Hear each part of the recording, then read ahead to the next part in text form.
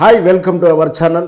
తెలంగాణ రాజకీయాలలో ఖమ్మం జిల్లా, ఉమ్మడి ఖమ్మం జిల్లా ప్రాధాన్యత ప్రత్యేకంగా చెప్పుకోవచ్చు. వాస్తవానికి తెలంగాణ అంతా కూడా ఒక రకమైనటువంటి రాజకీయ వాతావరణం ఉంటే, ఖమ్మం జిల్లాలో విభిన్నమైన ఆలోచన ధోరణి, విభిన్న రాజకీయ నేపథ్యాన్ని కలిగి ఉంటుంది. తెలంగాణ ఉద్యమ సమయానికి చూసుకున్న యావత్ కరీంనగర్, నల్గొండ ఇవన్నీ కూడా బీఆర్ఎస్ పార్టీకి అనుకూలంగా ఉన్న అది ఖమ్మం జిల్లా మాత్రం బీఆర్ఎస్కి వ్యతిరేకంగా లేదని చెప్పొచ్చు, కానీ బీఆర్ఎస్కు ఎక్కువ ప్రాధాన్యత ఇచ్చినటువంటి జిల్లాగా అయితే కనిపించదు. అక్కడ అయితే కమ్యూనిస్ట్ పార్టీ ప్రభావం ఎక్కువ ఉంటుంది. ఆ తర్వాత రాజకీయంగా చూస్తే కాంగ్రెస్ పార్టీ లేదా తెలుగుదేశం ప్రాబల్యం ఎక్కువ ఉంటుంది. ఖమ్మం జిల్లా ఆంధ్ర ప్రాంతానికి దగ్గరగా ఉన్నటువంటి ఆంధ్ర భావజాల పార్టీలతోటి అనుబంధంగా ఉండడం ఖమ్మం జిల్లా ప్రత్యేకత అని చెప్పొచ్చు. అయితే రాబోయేటువంటి 2024 పార్లమెంటు ఎన్నికల సమయాల్లో ఖమ్మం జిల్లా ప్రత్యేకతను సంతరించుకోబోతుందా అంటే అవుననే సమాధానం చెప్పొచ్చు.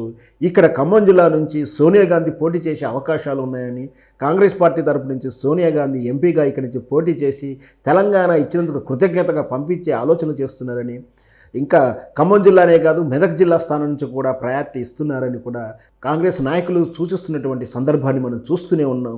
అయితే ఖమ్మం జిల్లాలో ప్రధానంగా ఇక్కడ పొంగులేటి శ్రీనివాసరెడ్డి గారి క్యాప్టెన్షిప్ కనిపిస్తుంది. అలాగే బట్టి విక్రమార్క గారికి వాళ్ళ యొక్క నాయకత్వం కూడా జిల్లా మీద పట్టుత్వం కనిపిస్తుంటుంది. రాబోయేటువంటి ఎన్నికల దృష్ట్యా ఖమ్మం ఎంపీ స్థానం నుంచి బట్టి విక్రమార్క గారికి భార్య నందిని గారు కూడా టికెట్ ఆశిస్తున్నారు. అట్ ద సేమ్ టైం ఒకవేళ సోనియా గాంధీ గారిగా పోటీ చేస్తే మాత్రం మేము మద్దతు ఇస్తాము, సోనియా గాంధీ కాకుండా ఉంటే మాకు నందినికి టికెట్ ఇవ్వాలంటూ బట్టి విక్రమార్క ప్రయత్నం చేస్తున్నారు. అందుకోసమే ఈరోజు ఖమ్మం నుంచి భారీ ఎత్తున ర్యాలీగా 500 వెహికల్లతోటి ఖమ్మం నుంచి నందిని గారు తమ అనుంగ మిత్రులతోటి, నాయకులతోటి, కార్యకర్తలతోటి భారీ ర్యాలీగా హైదరాబాద్కి వచ్చేసి గాంధీ భవన్లో కాంగ్రెస్ టికెట్ ఎంపీ స్థానానికి అప్లికేషన్ చేస్తున్నట్టుగా తెలుస్తుంది. మొత్తం మీద మళ్ళీ ఒక ట్రెండ్ సెట్టర్ అయ్యే అవకాశం ఉంది ఖమ్మం ఎన్నికల్లో. ఎందుకంటే అసెంబ్లీ ఎన్నికల్లో కూడా ఖమ్మం జిల్లా మొత్తం కూడా బీఆర్ఎస్ పార్టీకి అనుకూలంగా లేకుండా ప్రతికూల వాతావరణం చూపించింది.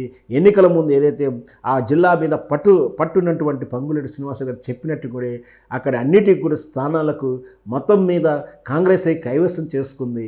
మరి రేపు రాబోయేటువంటి పార్లమెంట్ ఎన్నికల్లో ఖమ్మం నుంచి మరి కాంగ్రెస్ టికెట్ ఎవరికి ఇస్తారు? సోనియా గాంధీగా, బట్టి విక్రమ గారికా, లేదా పొంగులేటి శ్రీనివాసరెడ్డి చూసినటువంటి వ్యక్తులకు ఇస్తారా? ఎవరిస్తారు? ఎవరు ప్రాబల్యాన్ని చాటుకుంటారు? ఖమ్మం జిల్లా ఎవరు గుప్పిట్లోకి వెళ్ళిపోతుందో ఇవన్నీ కూడా రేపు రాబోయేటువంటి ఎన్నికల ఫలితాలు అప్పుడు తెలిసిపోతాయి.